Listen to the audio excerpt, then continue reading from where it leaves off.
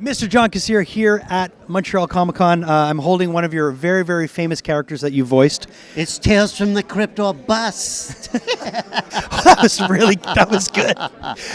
Okay, so finding this was absolutely next to impossible. They had it at Spirit of Halloween. They were sold out everywhere. The one here in Montreal got one.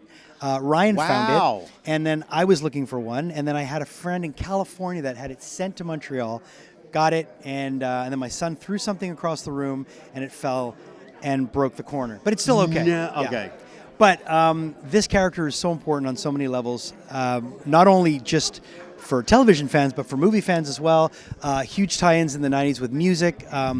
Those two Tales from the Crypt movies. Listen, I know you've done so many other things, but this is always going to be something that you're going to be celebrated for. Oh, forget it. You know, I feel honored that it's something that I loved as a kid. I collected the comic books as a kid. Yeah. I used to have to hide them from my mother. They thought they caused juvenile delinquency. But look at us. We're fine.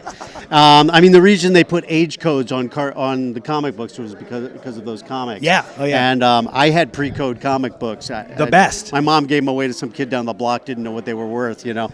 But, so when I was asked to come audition for it down in Kevin Yeager's studio. Yeah. I couldn't believe I was actually just getting to go to Kevin Yeager's studio. It's amazing. Just to see like the guy who made Chucky and all these different things. In fact, a lot of people don't even know, but he was using spare parts. We had no budget to start when we started with the show. Yeah. And he was using spare parts from Chucky. Those are Chucky eyes on the Crypt Keeper, yeah.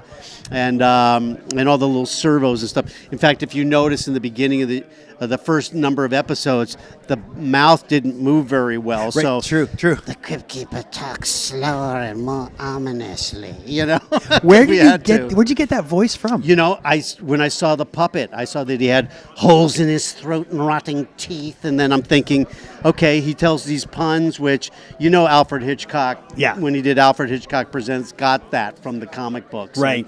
And the whole thing. So I'm thinking, okay, he's got that one eyebrow. I think a lot of the guys who were auditioning, they had a lot of big actors auditioning for it, thought he had to be scary and all this stuff, and I go, no, this guy's hysterical. Yeah. He loves his jokes. He's a stand-up comedian. Yeah, as soon as I started doing that voice for Kevin, and he'd been listening for days, he was just leaning like this, and he goes, keep going, like this, and he started laughing, and I started laughing. I go, great, the Crypt Keeper laughs at his own jokes. And the next day, he went into Joel Silver and Dick Donner and said, if you don't hire this guy, I'm not doing it, because it's the only voice that'll work with what I'm doing. So, and of course, you getting onto the big screen with Demon Knight and with Bordello of Blood just brought it to a whole other audience too.